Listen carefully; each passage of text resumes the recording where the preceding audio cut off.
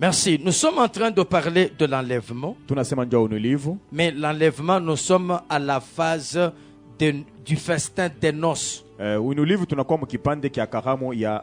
Vous continuez à biper pour marquer votre présence. Pasteur Arthur, que Dieu vous bénisse, papa. Que Dieu vous bénisse abondamment. Voilà, le festin des noces. C'est ça que nous sommes en train de développer. Et une matière très très importante que nous devons comprendre et connaître. En tant que chrétiens vivant sur la terre, elle ne nous appartient pas. La terre n'est pas à nous, mais nous sommes sur la terre comme étant des pèlerins. Et en tant que pèlerins, nous sommes en train d'aller chez nous. Et pendant que nous sommes en train d'aller chez nous, il y a la culture de chez nous que nous devons connaître. Et ça, c'est très important. Alors, en parlant du festin des noces, nous avons parlé du processus du mariage. Parce qu'en réalité, lorsque on parle de noces, on voit les mariages. Alors, parlant du processus de mariage, parce que nous voulons aller un peu trop vite, nous avons parlé de la première phase. Et la première phase, c'est la phase où, du versement de la dot, c'est que le choix du conjoint ou de la conjointe, c'est que le conjoint qui est Jésus-Christ choisit la femme qui est l'Église et il verse la dot. C'est le sang qu'il a versé à la croix selon 1 Pierre chapitre 1er. Le verset 18 à 19. Kipande kia kwanza kinakuwa kia Bwana anaenda kuchakula bibi, Bwana anakuwa ni Yesu anachakula kanisa.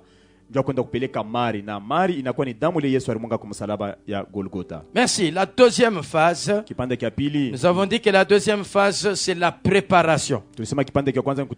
La femme doit être maintenant préparée.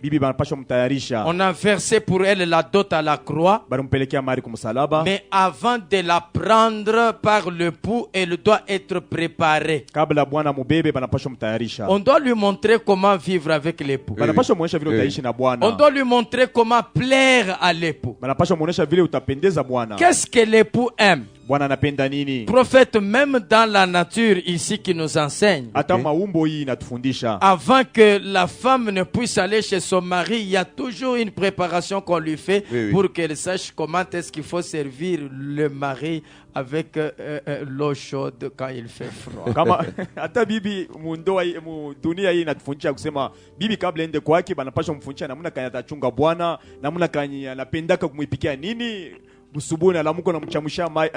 Voilà, donc c'est ça la préparation. Et cette préparation, c'est aujourd'hui qu'elle est en train de se faire. C'est que l'Église est dans la préparation. D'ailleurs, prophète, c'est que nous sommes en train de faire ce matin. Nous sommes en train de préparer cette épouse pour rencontrer l'homme qui a déjà versé pour elle la dot. Hata leo kanisa iko mu préparation tuna préparé namuna kanyi kwenda kuona Bwana ule alipeleka njoo mari yake. Prophète, l'église doit tirer attention. Parce que la dot a déjà été versée. L'église ne doit pas être séduite par un autre mari. C'est la fausse adoration. Lorsque l'église cesse d'adorer le mari, prophète, parce que c'est même ça que Dieu appelle l'adultère dans la Bible. C'est ça que Dieu appelle la prostitution dans la Bible. Prophète, regardez le verset, Osée chapitre 1er.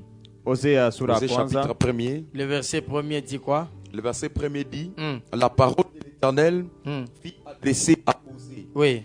Fils de Béri, au temps d'Ozias, de Jotam, d'Akaz, d'Ézéchias, roi de Juda, et au temps de Jéroboam, fils de Joas, roi de Juda. La première fois que l'Éternel adressa la parole à Osée, l'Éternel dit à Osée, va, prends une femme prostituée et 2 enfants de prostitution, car le pays se prostitue, il abandonne l'Éternel. Attends. Les pays fait quoi? C'est prostitué. Les pays se prostituent. Maintenant, cette prostitution, c'est quoi? L'abandon de l'éternel. Prophète, lorsqu'on abandonne l'éternel, lorsqu'on abandonne Jésus, et on s'attache à autre chose, c'est la prostitution déjà. C'est la prostitution. C'est la prostitution parce que nous sommes mariés. C'est que quand la dot est déjà versée à la croix, prophète, nous ne nous appartenons pas. Amen. La Bible dit, vous ne vous appartenez pas à vous-même. Nous appartenons à quelqu'un. Et nous devons rester attachés à cette personne.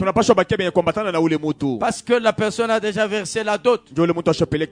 Prophète, je vois Rebecca qui m'appelle. Okay. C'est pour cette raison quand Rebecca a vu qu'en Genèse 24 on avait versé pour elle la dot. Prophète, on a versé pour elle la dot. Vous savez ce qu'on a fait? On a mis l'anneau à son nez. Et quand on a mis l'anneau à son nez, c'était l'anneau d'Isaac. C'est pour cette raison aujourd'hui celui qui a accepté Jésus et celui que Jésus pour qui Jésus a déjà payé la dot à la croix. Sur son nez il y a ce qu'on appelle un anneau. C'est l'anneau de celui qui a versé la dot. Et cet anneau c'est pour distinguer l'odeur. Or l'odeur c'est la connaissance. C'est que prophète, je n'ai pas besoin de connaître un autre mari. Okay. C'est la prostitution. Je dois seulement attendre et m'attacher à celui qui a déjà versé la dot. C'est ainsi que en route, lorsqu'ils étaient en train d'aller vers Isaac, okay. Prophète, est-ce que tu sais qu'ils avaient rencontré Mahomet en route? Et puis quand Rebecca regarde Mahomet, elle dit non, ce n'est pas lui. Prophète, est-ce que tu sais qu'ils avaient rencontré Branham? En route, Rebecca a rencontré Branham. Mais Rebecca regarde et dit non. Ce que j'ai entendu, avec celui-ci, ça ne se ressemble pas. Rebecca a même rencontré Philippe Kakou. Elle regarde, elle dit ce n'est pas égal à ce que j'ai entendu. Parce que ce que l'oreille a entendu doit ressembler à ce que l'œil voit. Il doit y avoir la ressemblance entre ce que l'œil voit et ce que l'oreille avait entendu, prophète, parce que l'oreille entend avant l'œil. Yao kile rishikio rishikia inapaswa kufanana na kile macho iko naona na rishikio inapaswa kushikia kabla rincho ione. Aujourd'hui, leo notre mari, bwana wetu, c'est Élisée, Elisha, mais qui est en train de nous parler au travers de son serviteur Géasi. Ena tusemeza kupitia mtumishi wake Géazia. Okay. Mais prophète, nous sommes les Naman. Si tunakuwa Naman. Qu'est-ce que Naman doit faire? Naman anapaswa kufanya nini? Naman doit plonger. Anapaswa kujitumbukiza. Prophète, si on avait le temps, j'allais expliquer les 7 plongeons de Naman. Kama nilikuwa na muda nilipasha kusema mala 7 ile Naman alitumbukiza mu maji. C'est un thème, les 7 plongeons de Naman. Kujitumbukiza kusaba. Voilà, c'est affiche ya propre les 7 plongeons de Naman. Kujitumbukiza kusaba kwa Naman mu Yordani. Il faut écrire. Ça c'est un thème. Voilà. Les 7 plongeons. Papa Yves écrit déjà. Kujitumbukiza kusaba kwa Naman.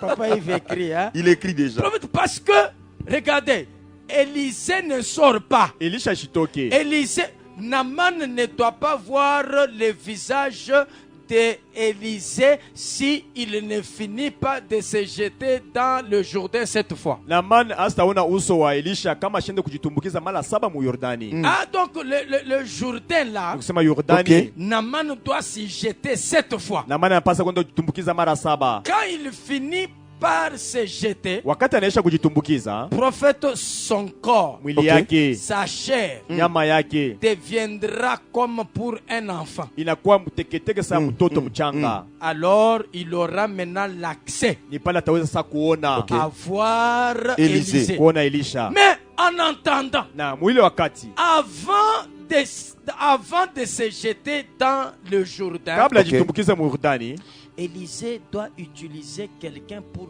parler à Naaman. Elisha anapasha kuonana na mtu mmoja akaongea na Naaman. C'est Géasi. Ni Geazia. Et ce que Géasi Kusema Geazia était en train de préparer alikuwa anatayarisha Naaman à rencontrer Élisée. abumbane na Elisha. Tant que Naaman refusait les paroles de Géasi, Kama Naaman alikatala misemo ya Geazi, prophète, il n'allait pas voir Élisée. Amen. asikupasha muona Elisha. Amen. C'est pourquoi aujourd'hui, Ndio maana leo si vous entendez sa voix, kama unasikia sauti yake, n'endurcissez pas votre cœur. hapana kufa moyo mgumu. La voix que vous entendez, Sauti munasikia c'est la voix de l'époux, mais au travers d'un instrument Géasi. ni Amen. sauti ya Amen. Bwana Wow. kupitia chombo inatajia Geazia. Prophète sait que Naaman doit faire aussi confiance à Géasi. Oui, oui. Nilisema Oui. Naaman anapasha kumtumainia Amen. Geazia. Et Géasi doit expliquer clairement et fidèlement ce que Élisée... Prophète, imagine-toi.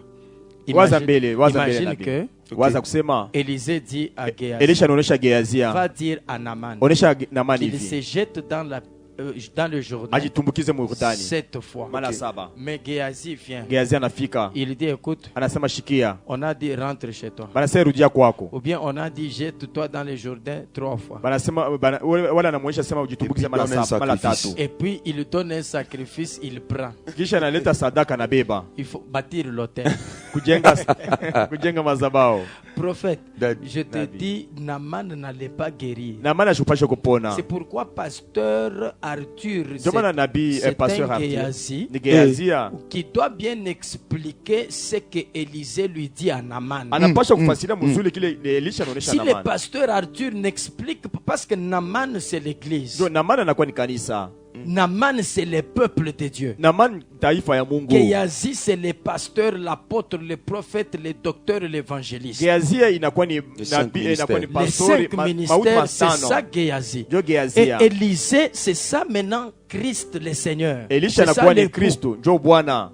Prophète, vous allez voir que c'est quand il finit les 7 plongeons qu'il peut voir maintenant les visages. C'est 2 temps, prophète, c'est 2 dispensations. Oh là là. Vipindi Oh là mbili là. utaona Oui. kusema kabla amuone Elisha alipasha ende tumbukiza mumai. Il y a le temps où il exerce son oreille pour se jeter dans Oh là le là, Jourdain, oh là là. parce que si tu n'exerces pas ton oreille, tu ne vas pas te jeter dans le Jourdain. Amen. Huu wakati ya kushikia njoo kusema enda kujitumbukize mumaji, kwa sababu kama auteke lisikio yako hautaenda kujitumbukiza Il y mumaji. aura maintenant le temps où son œil va voir celui qui lui parlait par Géasi.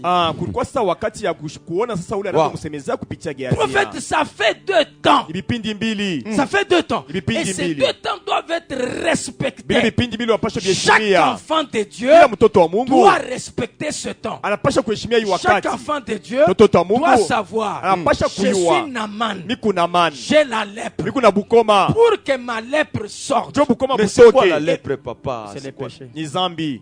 Oh là là. Oh là La là. lèpre, c'est la nature du péché. Oh là là. Bukoma inakuwa ni umbo La ya lèpre, zambi. ce sont des faiblesses. Bukoma inakuwa ni udhaifu. Prophète, la lèpre est en train de détruire le corps. Bukoma buna haribu mwili.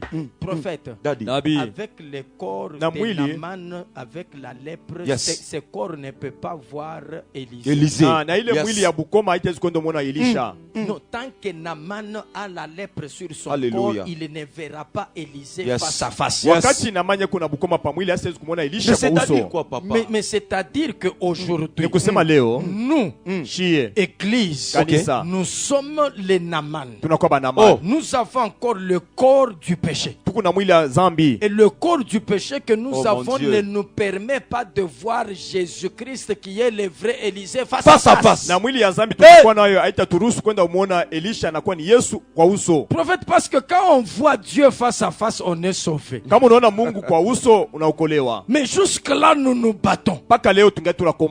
C'est pour cette raison, Élisée doit parler à Naaman, mais passant par une personne. Je répète que cette personne, comme Géasi, c'est les 5 ministères. C'est qu'aujourd'hui, Naaman, lui, il doit écouter. Prophète, il écoute, il met en pratique. Il écoute, il met en pratique. Il écoute, il met en pratique.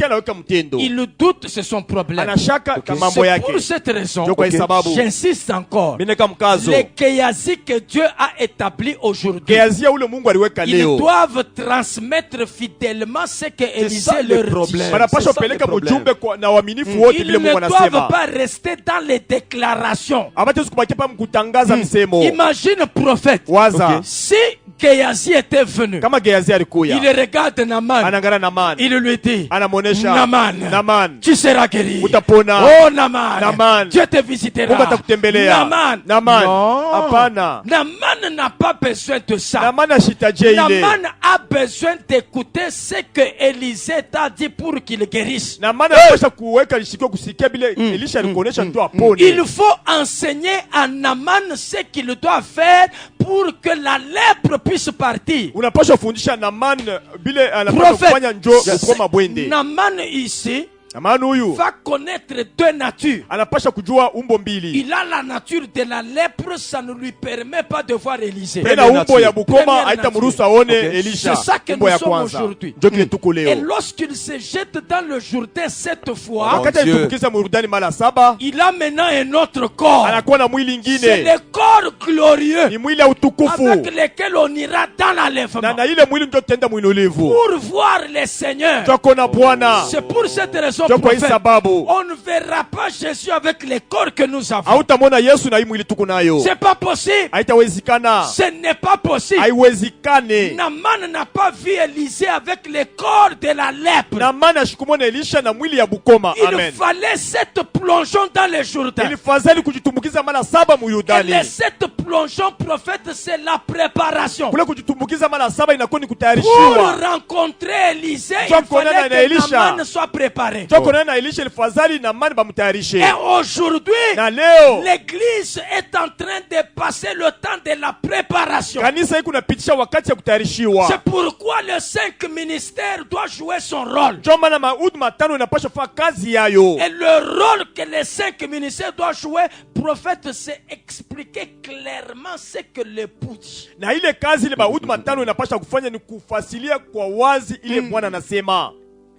Géasi n'a pas expliqué sa volonté. Géasi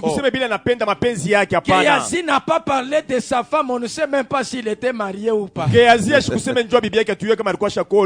ne sait même pas si Géasi avait des avions ou pas. Prophète, est-ce que vous ne pouvez pas arrêter cet évangile de parler de vos véhicules à la chair au lieu de prêcher l'évangile? Au moins, si je vous dis l'hôtel, d'ailleurs dernièrement, les derniers hôtels dans lesquels j'ai passé nuit, l'hôtel de 5 étoiles. Bon, ça à Dubaï. Est-ce que je suis là pour?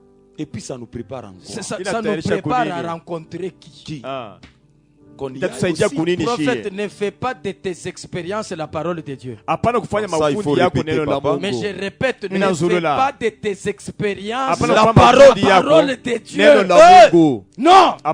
Nous avons besoin de l'expérience de l'époux parce que c'est lui qui nous concerne. C'est lui qui nous intéresse. C'est lui qui nous intéresse. Tu n'as qu'à voir. Oh mon Dieu. Géasi n'a pas parlé des parcelles qu'il a. J'ai 42 terrains. Ce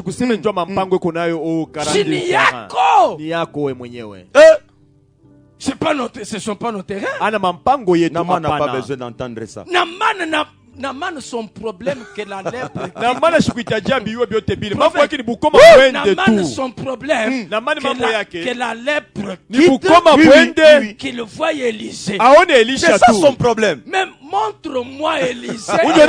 Unyonyeshe tu Elisha na ile mambo ishe. Parle-moi d'Élisée. Unisemeze njoo Elisha. C'est qu'on doit lui montrer. Prophète. Daddy. Gehazi ici qui parle à un père qui s'appelle Élisée. Gehazi weko nasema baba yake ni Elisha. Shi baba yetu inakuwa ni Yesu. Notre père c'est Jésus. Baba wetu anakuwa ni Yesu. Prophète, tu sais que je n'ai pas prévu dire ça. Hii tunasema patukubitayarishe. Je voulais même dire, vous avez déjà commencé la prédication ou bien vous êtes...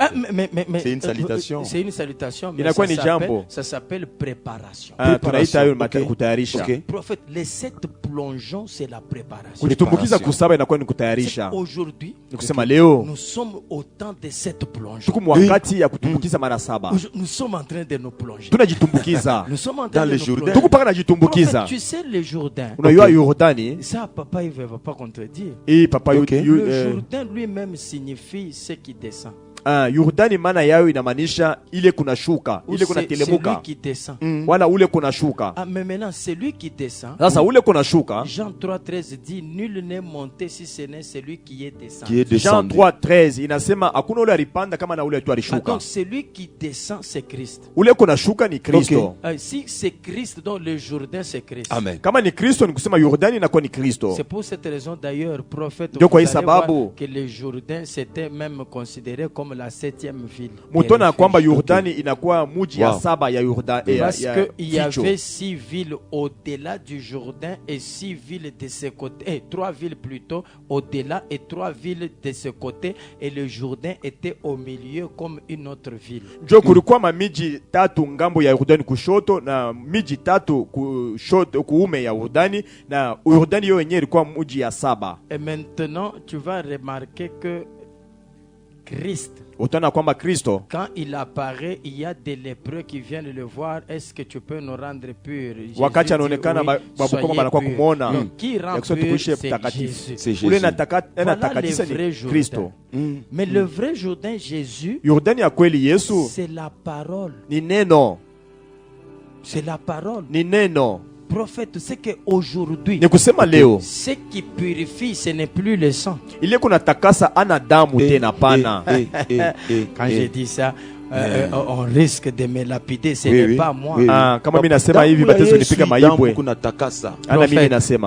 Damu ya Yesu iko natakasa une fois que muntu anampokea Jésus comme Seigneur et Sauveur. Le sang de Jésus le sanctifie et puis ça s'arrête là. Le reste de la vie de cette personne, c'est la parole de Dieu qui le sanctifie. Parce que njo muntu ache bwiji ashita ita damu imwachishe bwiji ni parole. C'est ça la sanctification. Amen. Amen. Amen. Et donc kunesha Amen. Amen. Amen. Que Dieu bénisse. Amen. Mais prophète, j'ai dit que ce n'est pas moi. Prenons une écriture. Okay. Jean 15. Yohano 15. 3. Oui. La Bible dit déjà vous êtes purs à cause de la parole que je vous ai annoncée. Toi tu as vu qu'on a dit à cause du sang.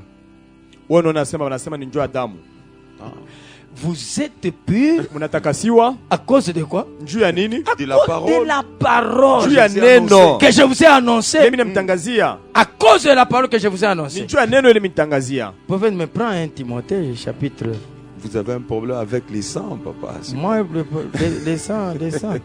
Il y a des gens qui continuent à tremper les gens dans les sangs. Voilà. Ils vont devenir rouges. Mina beba ubukari, mina butakasa na damu ya Yesu. Avant kubukuri, utabukuri aboa rouge. Amen. Amen. Alors, prophète, on peut prendre 2 Corinthiens. Oh mon Dieu, cherchons cette écriture. Non, j'ai parlé de quoi? Un Timothée. Timothée, hein? Oui. Je parlais de 1 Timothée. Oui. Chapitre 4, dis quoi? 1 Timothée, chapitre 4, le premier verset. Non. Le verset 4. Le verset 4, la Bible dit car tout ce que Dieu a créé. Donc 1 Timothée 4 dit tout ce que Dieu a créé est comment? Est bon. Est bon. Et rien ne doit être rejeté. Pourvu qu'on le. C'est ce qui est à condition. Pourvu que ça veut dire à condition qu'on les prenne avec action de grâce. Pourquoi? Parce que tout est sanctifié par la parole et par le sang de Dieu et par la prière. Ah, on dit tout est sanctifié par la parole et par la prière. C'est comme ça. Il n'y a pas le sang. Il n'y a pas le sang. Parce que le sang a déjà fait son travail. Que Dieu bénisse ce prophète. Amen. Donc aujourd'hui, les Géasi que Dieu a établis, ils doivent savoir expliquer les langages d'Élisée. Quand Élisée demande que la personne se jette dans le Jourdain, dites à Naaman de se jeter dans le Jourdain.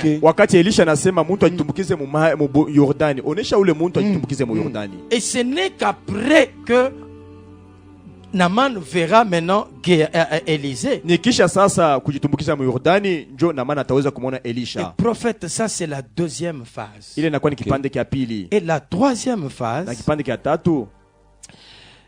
nous avons dit qu'il faut maintenant que l'homme vienne chercher la femme. C'est ça l'enlèvement. Et là, maintenant, nous passons à la quatrième phase. Quatrième phase dans l'enlèvement, maintenant, nous avons les tribunaux de Christ qui consistent à donner les récompenses. Les tribunaux de Christ prophète concernent les saints, mais les jugements concernent les méchants. Tribunal inakuwa njuu ya batakatifu na jugement wala usamba kunakuya kwa les méchants. Bakali. Donc les tribunaux ici signifie le prophète Luc Nabii Luka a fait ça, a servi comme ça, a servi comme ça. Voilà ta couronne. Les bergers Yves. Berger Yves a fait ça. Il avait fait ça. Il avait servi comme ça. Voici ta récompense. C'est ça qu'on appelle les tribunaux. Parce que les saints ne seront pas jugés. Mais ce sont les méchants qui passeront par les jugements. Que Dieu bénisse. Amen. Prophète, maintenant, nous étions au niveau de la cinquième phase. C'est là qu'il y a des problèmes. Oui. Cinquième phase. Et maintenant, la cinquième phase, c'est les festins. Voilà. C'est les festins. Mais c'est quoi ce festin? Prophète, le festin ici, parce que sur la terre, au temps de l'enlèvement, il y a ce qu'on appelle la vérification de vêtements. Le vêtement des noces. C'est ça, prophète. Le vêtement des noces. Prenons Matthieu. Prenons Matthieu. Chapitre 22, prophète.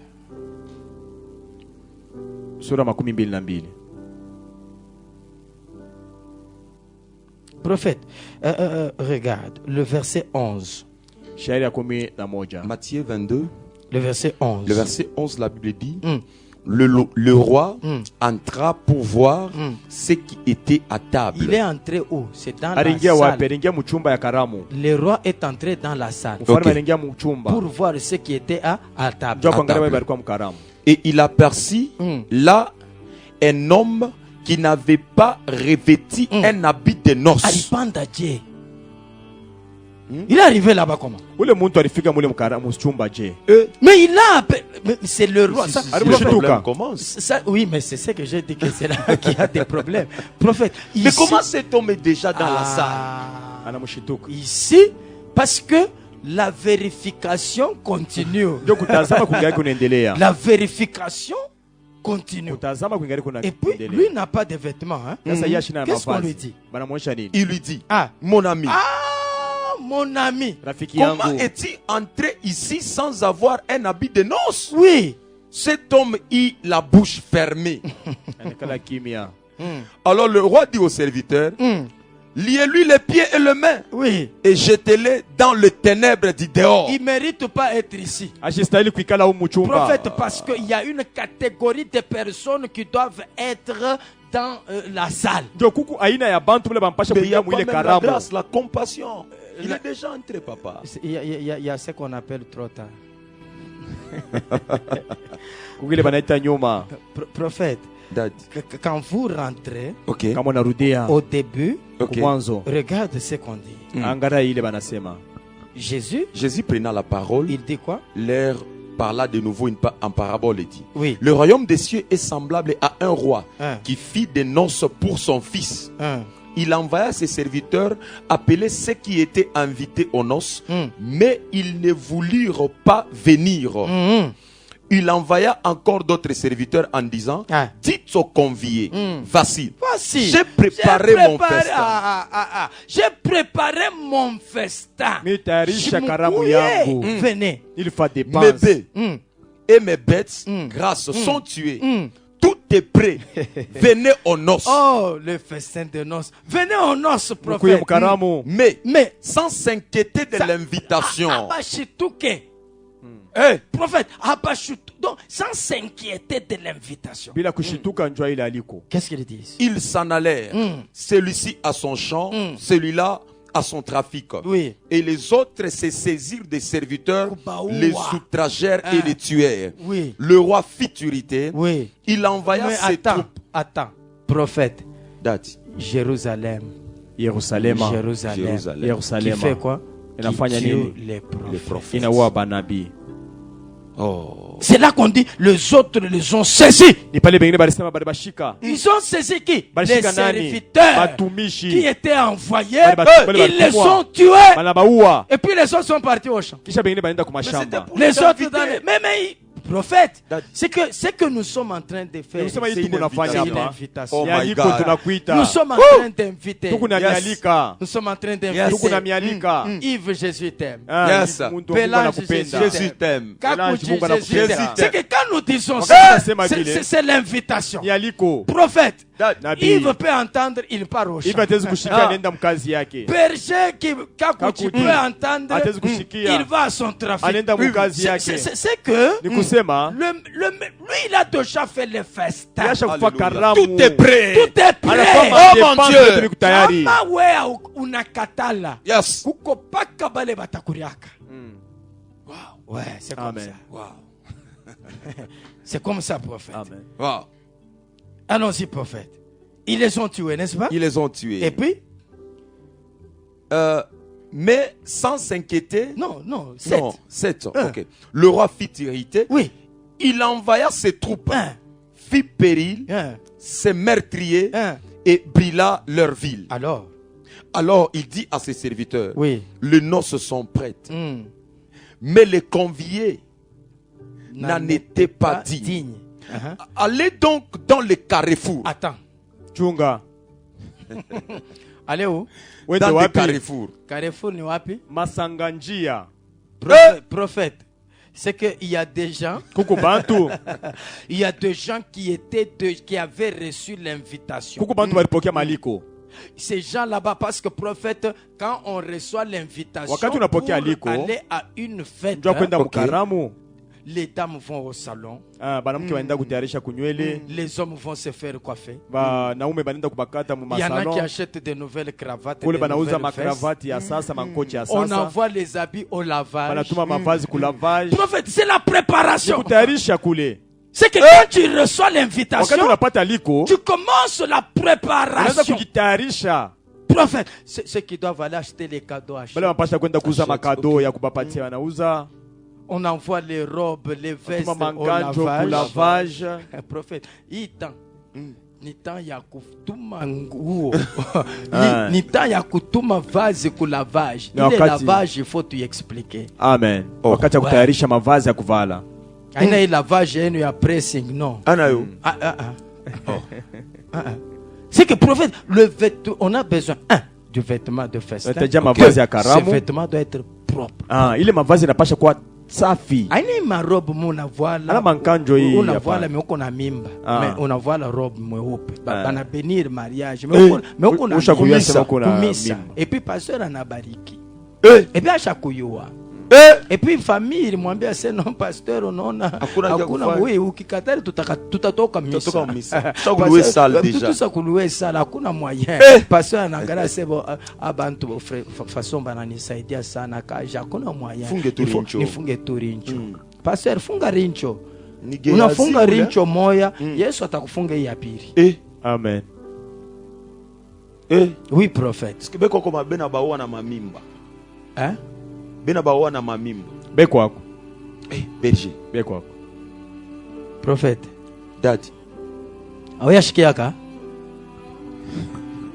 Ou bien une question? Bana babariki. Prophète, allons-y.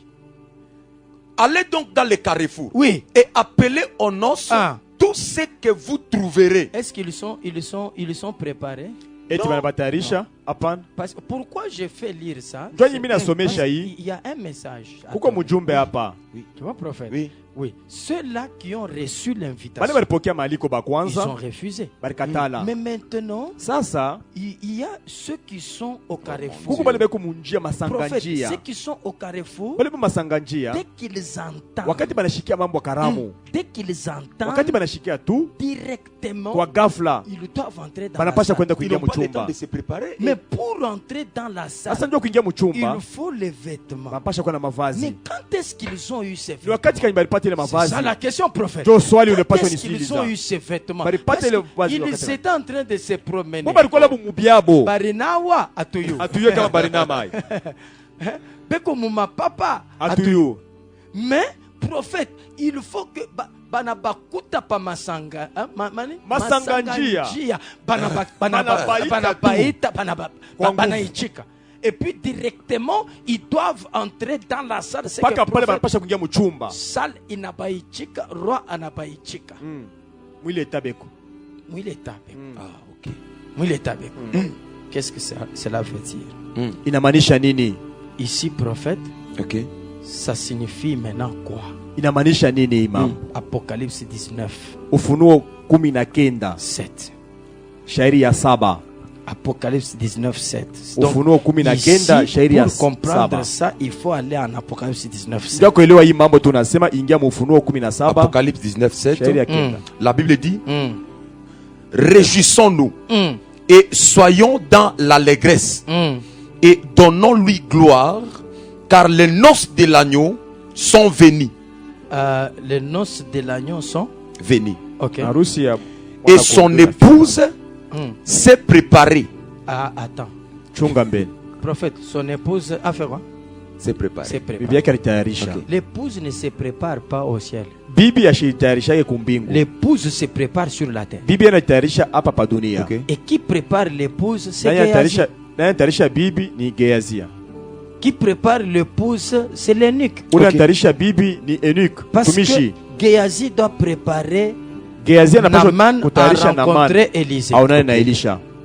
L'eunuque doit préparer Esther à rencontrer le roi Assuérus.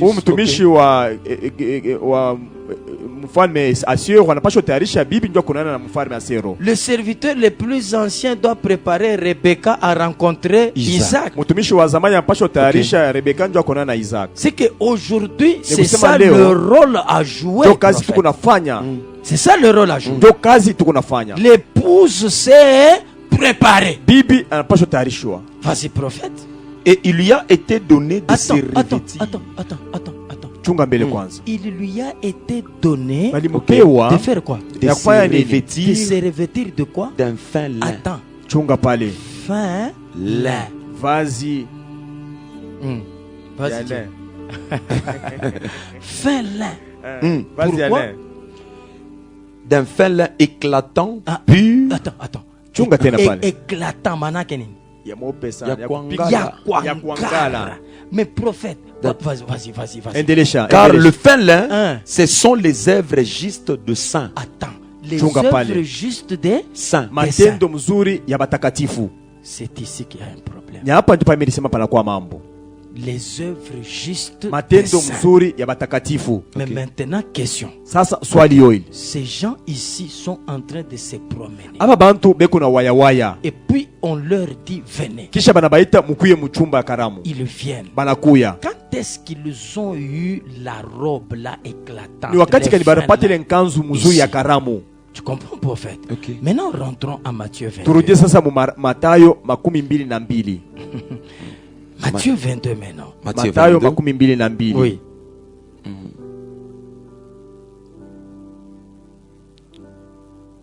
Prophète, nous étions au verset 9. Oui. Shairi ya le verset 9. Allez donc dans le carrefour et appelez aux noces tous ceux qui vous trouverez. Ils sont comment? Ces serviteurs allèrent dans le chemin. Dans les chemins. Rassemblèrent tous ceux qu'ils trouvèrent, méchants et bons. Prophète, méchants et bakali na bazuri. Et puis la salle des noces fit plein de convives. Mais maintenant, vous voyez, prophète, quand les noces commencent, c'est là que les rois entrent dans la salle. Mais il trouve quelqu'un qui n'avait pas son vêtement. Il lui dit, mais comment tu es entré ici? Prophète,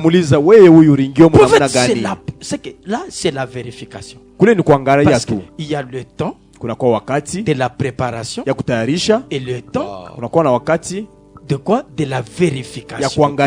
Okay. Tu vois, prophète? Okay. Maintenant, je dois expliquer c'est quoi les œuvres justes des saints. Parce que c'est même ça la robe là. Il est robe ni œuvre juste. Il est fin là ni œuvre juste. Il y a bassin. C'est quoi les œuvres justes? Parce que c'est même parce que la robe prophète. Non, c'est pas ça les. C'est pas ça les vêtements. Quand on parle du vêtement, on dit que les vêtements qu'il faut avoir, ce sont les œuvres justes des saints. C'est ça qui fera que nous puissions accéder à la salle de festin. Prophète, tu n'entres pas dans la salle de festin si tu n'as pas les vêtements qui est les œuvres justes des saints. Et c'est quoi les œuvres justes de saints? Prophète, les œuvres justes de saints. Les œuvres justes de saints ne sont pas produites par les saints. Ce ne vient pas de toi. Les œuvres justes de saints, c'est quelqu'un qui te voit méchant mais il te justifie. Justifié. Ce que Jésus a fait à la croix, c'est ça qu'on appelle les œuvres justes. Parce que à la croix, Jésus nous a justifiés, nous qui étions méchants. C'est que quand nous écoutons l'évangile, nous sommes justifiés. C'est ça qu'on appelle les œuvres. C'est que l'évangile que nous écoutons, prophète, nous donne les vêtements. Tu n'as pas encore compris. On a sema paka ok ya buli. Esaïe 64. Esaïe 64. Esaïe 64. Prophète, ok. Esaïe 64, prophète. Ok. Ok. Verset. Le verset 5. Shairi ya Isaïe 64, le verset 5. Oui. La Bible dit. Oui. Nous sommes tous comme des impurs. Attends. Chunga.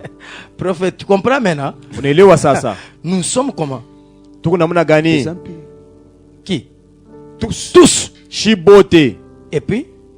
Et toute notre justice est comme un vêtement souillé. Notre justice, c'est comme un vêtement souillé. Ça c'est la prophète. C'est que la justice de l'homme, c'est un vêtement souillé parce que l'homme a la nature souillée. Mais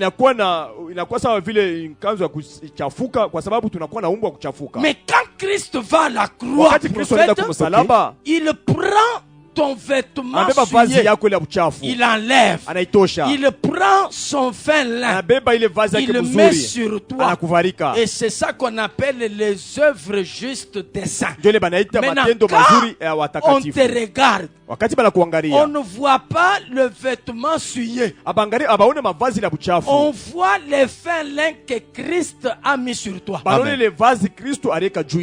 Prophète, c'est les œuvres justes des saints qui pousse les saints à produire des bonnes œuvres. Ni matendo mazuri ya batakatifu inasukuma batakatifu kufanya matendo mazuri.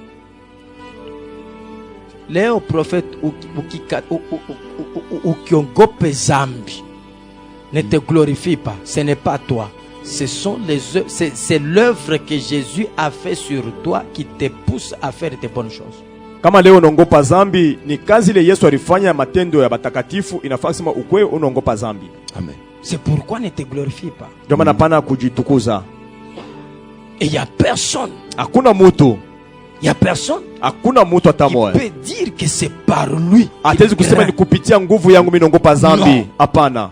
Non, prophète. Hapana, hapana. Donc c'est prophète, regarde la femme prise en adultère. Tubebe mfano ya ume na mke bali mbamba makoji. Elle doit être comment? Condamnée, n'est-ce pas? Banapasha kumukumu. Lapidé. Banapasha kumpika mawe. Pourquoi? Parce que quand on la regarde, on voit les vêtements souillés. Mavazi ya buchafu. Mais maintenant Jésus dit asa Yesu anasema que celui qui n'a jamais péché. Ula shatendaka zambi. OK, ils sont partis. OK. Amupige mawe banenda. Quand Jésus se relève, il trouve que tout le prophète, je n'ai pas le temps d'expliquer ce que Jésus écrivait sur la terre. Ce que Jésus écrivait par terre là. C'était quoi? Procès un peu. Oh mon Dieu. Je n'ai pas le temps. Oh mon Dieu. Je n'ai pas le temps d'expliquer. Parce que si tu regardes bien prophète, il écrivait avec son doigt. Il écrivait avec son doigt par terre. Tu vois prophète, il écrivait avec son doigt par terre. Alors moi j'ai lu cette écriture. Si Dieu fait grâce, je vais expliquer ça le mardi prochain. Mais maintenant regarde. Anashika bien. Avec son doigt. Avec son doigt il écrivait prophète. Oui. Mais la Bible il faut pas quoi chakintu. Prophète, est-ce que Jésus anashinda vya kufanya bebe tu kilole kyake et puis akichafuli? Parce que kuandika pa bulongo ni kuchafula kilole. Wewe. Mais ananjika. Il l'écriture. Doit picoler. Prophète. Maintenant tu vois. OK. Quand il se redresse maintenant. Wakati anashimama sasa, tout le monde est parti. Bote banakimbia. Ils ne sont qu'à deux. Babakia bawili. Oui. Ils sont qu'à deux. Banabakia bawili. Maintenant il dit à la femme. Anaonyesha sasa ule mwanamke. Je ne te condamne pas non plus. Mishikukumu tena. Va. Wende. Lakini ushitende zambi. Attention avec cette phrase. Répète ça. Anzula mbele. Va. Mais. Wende. Lakini ushitende tena zambi. Ni kusema nini? Moi. Miye. Je te donne les vêtements. C'est que je produis sur toi les œuvres justes des saints. Matendo mazuri ya watakatifu. Ndio vazi mzuri. Asa wakati unaenda, tu ne vas plus commencer à pécher. C'est que tu vas faire aussi des bonnes œuvres. Ushaanza tena kutenda zambi, utaanza kufanya na wewe matendo mazuri. Les œuvres justes des saints. Matendo mazuri ya watakatifu. Iko natoa makazi mzuri. C'est que l'œuvre de Jésus à la croix. Kazi ya msalaba ya Yesu. Ce sont les œuvres justes des saints. Maintenant, aujourd'hui, nous pratiquons des bonnes œuvres. Nous craignons les péchés. Nous marchons dans la sanctification à cause de ce que lui avait fait à la croix. Ce que lui a fait à la croix nous donne la capacité de marcher dans les écrits, dans la parole de Dieu. Prophète, c'est ainsi que les félins doivent être protéger et garder. Et je vais maintenant expliquer le mardi prochain comment il faut garder ces vêtements jusqu'aux noces. Ile mavazi ya karamu tunapasha kuichunga mzuri, na mardi mitafasiria namna kani kuchunga ile mavazi paka siku ya karamu. C'est pourquoi tu vois que nous avons lu Ecclésiaste. Tuna kwamba tulisoma Mhubiri 9:8. Mhubiri 9:8. Dit quoi? La Bible dit qu'en tout temps tes vêtements soient blancs. Attends. Chunga. On dit quoi? Anasema nini? En tout temps. Wakati yote. Kila siku mavazi unavalaka paka moyo. Unavalia ya kaki, ya café, tu vois. Mais ici on dit que tes vêtements soient blancs. Mavazi yako iko paka mweupe. Mavazi kani? C'est quel vêtement? Mavazi kani banasema hapa? Ni ya posti ya mweupe. Que Dieu bénisse abondamment. Amen. Alors, voyez, nous sommes maintenant à la 5e phase. Les noces commencent. Nous commençons maintenant à expliquer les noces. Vous suivez l'émission ici en rediffusion vendredi de 20h juste à 21h. Vendredi, mon rediffusion de 20h juste à 21h juste. Mais écoutez, ce soir, en tout cas, ne t'absente pas. Oshilofe. Ce soir, je parle sur les mandragores qui achètent un mari et 3 enfants. Mitasemezea njoo ya mandragore ile kuna uza bibi moya bwana. Inauza bwana na batoto tatu. Les mandragores qui achètent un mari et 3 enfants. Mandragore ile kuna inauza bwana moya na batoto tatu. Amen. Amen. Voilà. Ce soir, viens à l'église sur Philaos dès 17h juste à 19h pour l'explication des mandragores. Quelqu'un m'a dit, mandragore n'est pas comme mon Bible. Je suis mon Bible. Mandragore. Alors, nous serons en train de faire ça. Que Dieu vous bénisse abondamment et shalom.